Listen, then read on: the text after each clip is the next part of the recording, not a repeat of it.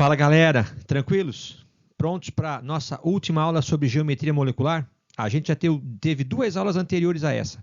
Numa primeira aula, as geometrias mais simples. Nessa aula agora, as geometrias, na segunda aula, as geometrias um pouquinho mais complexas.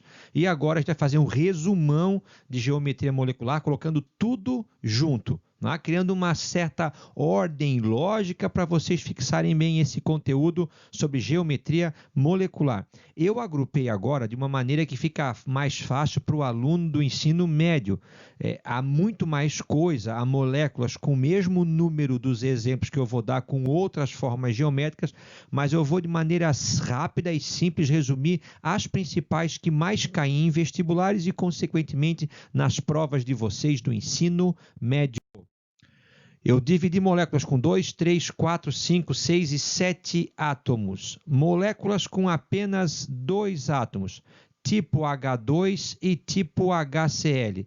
Eu vou fazer aqui embaixo, o H2 é H simples H.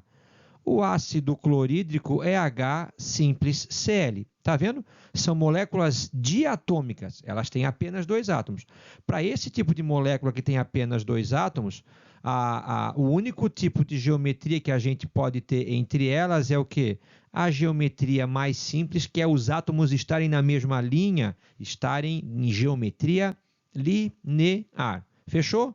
Moléculas do tipo O2, do tipo N2, do tipo Cl2, do tipo HBr, do tipo HI. Tá? Moléculas que tenham apenas 2 átomos vão ter geometria sempre do tipo linear. Tranquilo? E as moléculas que têm 3 átomos? Aí eu vou ter que ver se... O critério principal para vocês fazerem o exercício de geometria é saber se no átomo central sobra ou não sobra elétrons. Eu vou fazer aqui, ó, ácido cianídrico, HCN, a molécula dele, eu vou fazer assim e depois a gente vê se eu fiz certo ou fiz errado. É assim o HCN. Depois vem H2O, a gente costuma fazer o H2O assim, tá? E depois vem o CO2, que é O, dupla C, dupla O. Percebe que essas 3 moléculas, a de ácido cianídrico, a de água e a de dióxido de carbono, têm 3 átomos formando cada uma delas.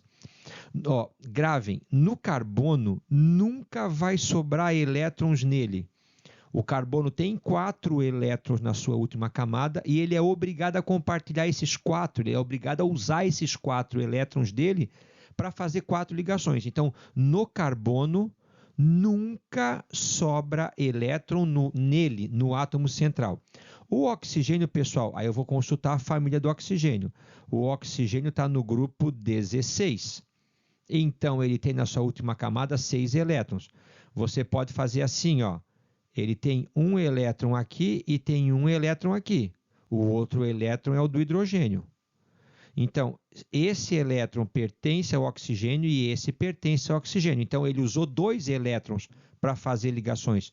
Ainda sobra no oxigênio, então, vai sobrar no oxigênio 4 elétrons, já que ele é um elemento da família 6A. Então, no oxigênio vai sobrar elétrons no átomo central. Então, a molécula de HCN, ela é assim, ó, HC≡N. A molécula de CO2 apresenta a mesma geometria, porque no átomo central não sobraram elétrons. Então, essas moléculas têm geometria o quê? Do tipo linear. Já a molécula de água vai ser assim, galera, ó. Tá? Ó, eu vou fazer aqui. Esses aqui são os elétrons que sobraram no átomo central e acabaram por empurrar para baixo as ligações que tinha entre o oxigênio e o hidrogênio. Então, essa molécula de água vai ser uma molécula o quê? De geometria angular. Então, se a molécula tem 3 átomos, ou ela vai ter geometria linear, ou ela vai ter geometria angular. Quando é que tem geometria angular? Quando no átomo central sobrar pelo menos um par de elétrons. Tranquilo? 3, ou os 3 estão em linha, ou fizeram um Vzinho, angularam. Vai angular se sobrar elétrons no átomo central. Tranquilo? A gente viu com 2, que só pode ser linear. Viu com 3, que pode ser linear ou angular. Linear se não sobrar elétrons no átomo central. Angular se sobrarem elétrons no átomo central. E agora com 4 carbonos, ó, NH3. Tem um N e 3 Hs, 4 átomos. BF3 tem um B e 3 Fs, 4 átomos. CH2O também tem 4 átomos. Então, com 4 átomos, o que eu posso... Eu vou fazer aqui direitinho. Então, eu vou fazer assim, ó. Vou fazer o NH3 assim, tá? Para a gente começar a raciocinar. Vou fazer o BF3 do mesmo jeito. Olha lá, ó. E vou fazer o C dupla O H do mesmo jeito. O que vocês já sabem de certeza? Ademir, tu acabaste de dizer para mim que no carbono nunca sobra elétrons. Fechou? No carbono nunca vai sobrar elétrons. Vamos ver o BF3. O boro está na família 3A, no grupo 13. Então, ele tem 3 elétrons. Tá? Que ele está compartilhando aqui com o átomo de... Opa, fiz do outro lado, de flúor. Lembra que o boro ele é uma exceção? O boro ele não segue a regra do octeto, ele fica estável com 6 elétrons na sua última camada. Então, no caso do boro, também, ó, nele aqui não sobrou nada. Já o nitrogênio está no grupo 15, ou seja, na família 5A. Então, ele tem 5 elétrons na sua última camada. Um está nessa ligação, o segundo está nessa ligação, o terceiro está nessa ligação e vai sobrar um par de elétrons.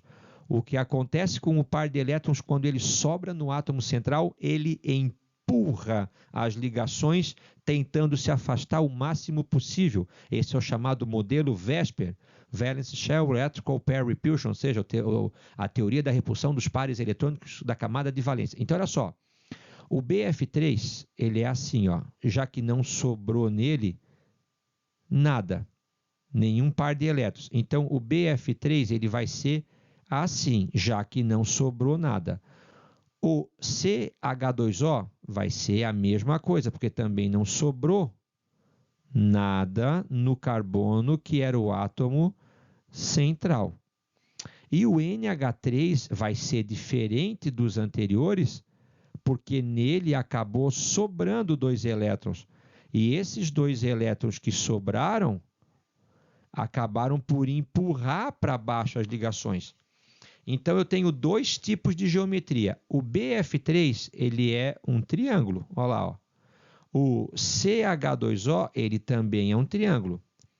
O NH3 ele vai ser agora aqui o quê? Uma pirâmide. Tá aqui, ó. Tá vendo? Ó, aqui eu tenho B, aqui eu tenho F, F, F. BF3. Aqui eu tenho o C, aqui eu tenho o H e o H. C dupla O, H, H. Aqui eu tenho o N, aqui eu tenho o H e o H. Então, se eu tenho 4 átomos e não sobra elétrons no átomo central, eu estou diante de uma molécula com geometria trigonal plana.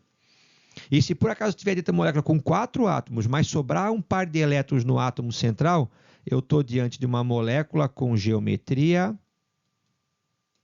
piramidal. 2 átomos, linear. 3 átomos, linear ou angular. Angular se sobrar elétrons no átomo central. 4 átomos, trigonal ou piramidal. Piramidal se sobrarem elétrons no átomo central. Entenderam? Eu estou usando como princípio a teoria da repulsão dos pares eletrônicos da camada de valência. De boa? Tranquilo? Vamos para 5 átomos. Esse aqui cai muitíssimo pouco em prova. Por que cai muito pouco em prova? Ademir, porque esse aqui é um composto que contém xenônio. O que o xenônio é? Ele é um gás nobre. Então, não é um composto do dia a dia nosso, não é um do dia a dia nosso, do rotineiro. O CH4 é um composto extremamente do nosso dia a dia. Ele é o gás metano, o principal constituinte do gás natural. Mas ambos têm o quê? Ó, CH4 vai ter o quê? 5 átomos. XeF4 também tem 5 átomos. Eu vou fazer aqui, ó. Vamos fazer aqui então. Ó, a gente costuma fazer, então, é muito comum fazer o CH4 assim. Tá?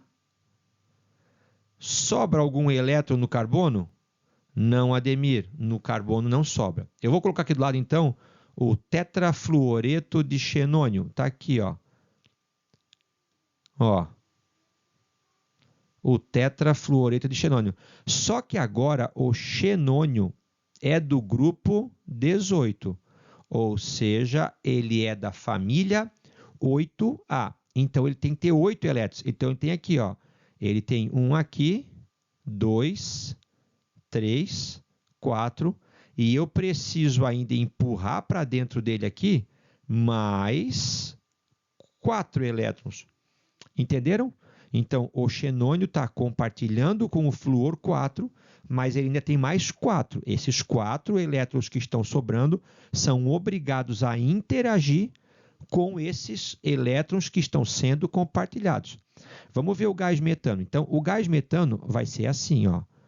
Você vai fazer a mesma piramidezinha que tinha no NH3, que era amônia. Só que você vai colocar mais um ligante aqui para cima. Então, eu vou ter o que aqui? Eu vou ter isso aqui, né? Ó. E aí aqui eu vou ter aqui e vou ter aqui. Eu vou ter uma pirâmide de base triangular.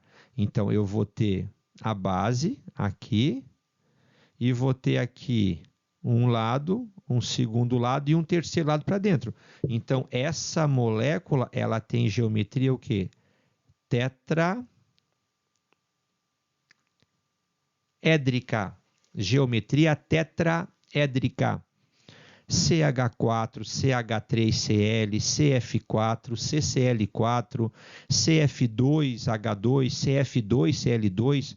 Toda vez que tiver o carbono com 4 ligantes, ele vai ser sempre tetraédrico, que é essa figura. E essa molécula em particular, ela vai ser assim, ó. Vamos ver se eu consigo desenhar sem errar aqui. Tá? Eu vou fazer aqui assim, ó, para eu não me perder. Um quadrado, tentando mostrar que ele está espacialmente como se fosse no plano da mesa aqui agora.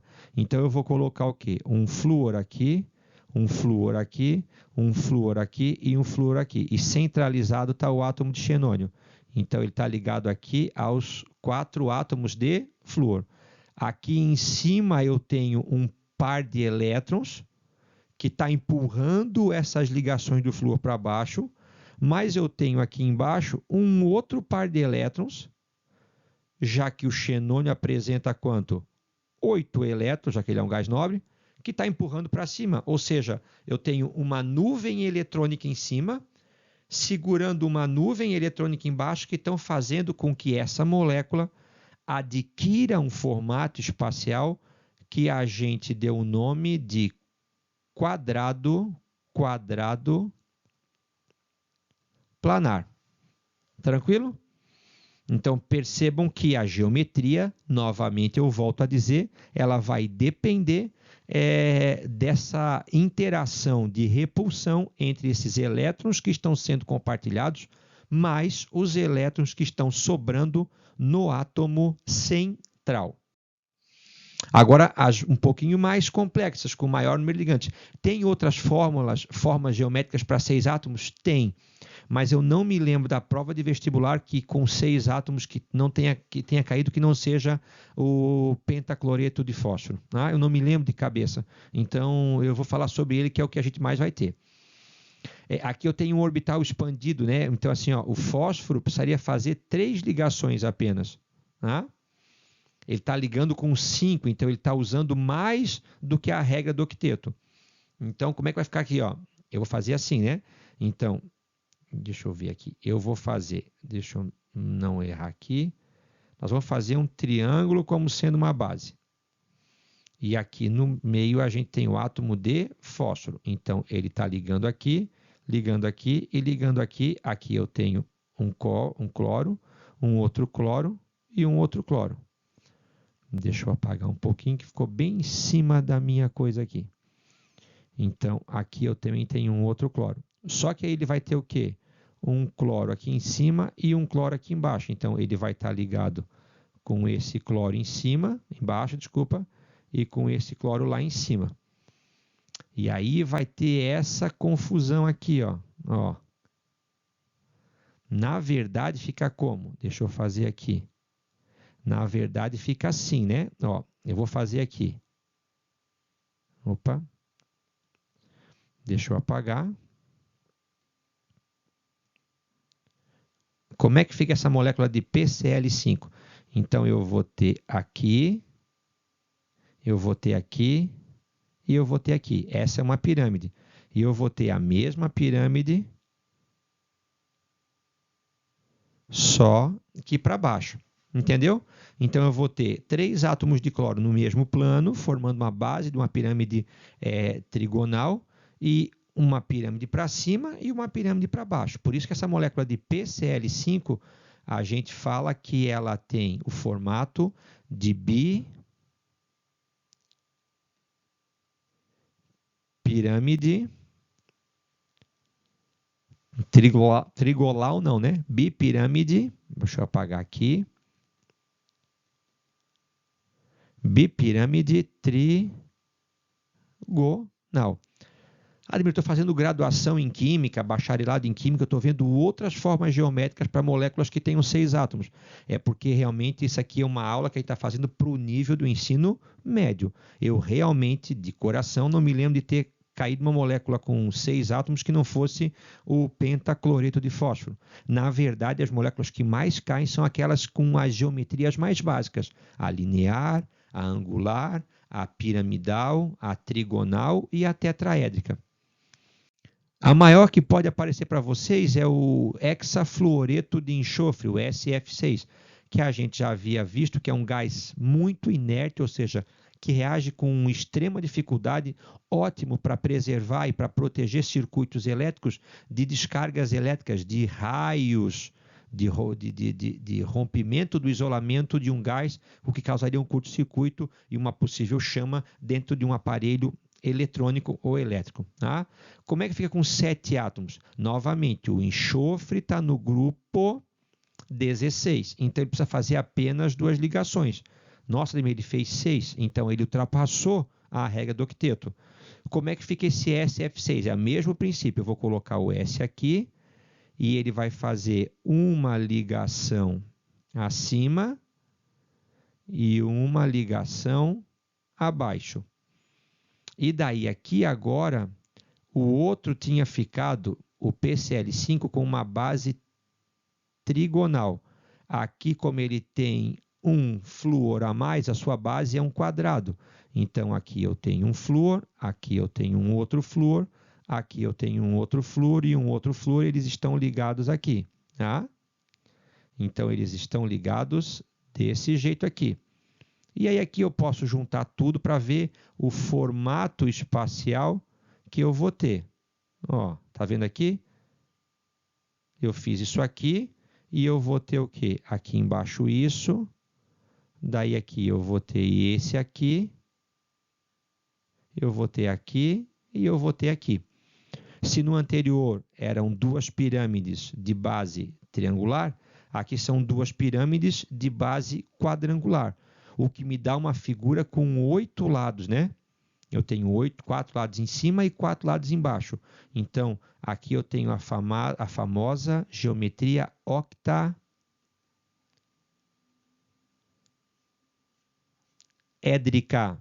na molécula de hexafluoreto de enxofre. Tranquilo? Então, olha só. Vamos resumir o que eu quero que vocês de interessante aqui, de importante. Se você tiver 2 átomos, só pode ser linear. Se você tiver 3 átomos, eles podem ser lineares ou eles podem ser angulares. Eles serão angulares se por acaso no átomo central sobrar pelo menos um par de elétrons. Se ele tiver 4 átomos, pessoal, 99,9% das vezes... aqui errei. Deixa eu apagar de cima. Se ele tiver 4 átomos, ou ele vai ser assim, ou ele vai ser assim. Ou ele vai ser essa piramidezinha aqui, ou ele vai ser esse triângulo. Essa geometria piramidal é quando me sobrarem elétrons no átomo central, e a geometria trigonal é quando não sobrarem elétrons no átomo central. Se ela tiver 5 átomos, 99,9% de chance de que a geometria seja essa aqui, né? Que é a geometria tetraédrica. 2 átomos, linear. 3 átomos, linear, se não sobrar elétron no átomo central.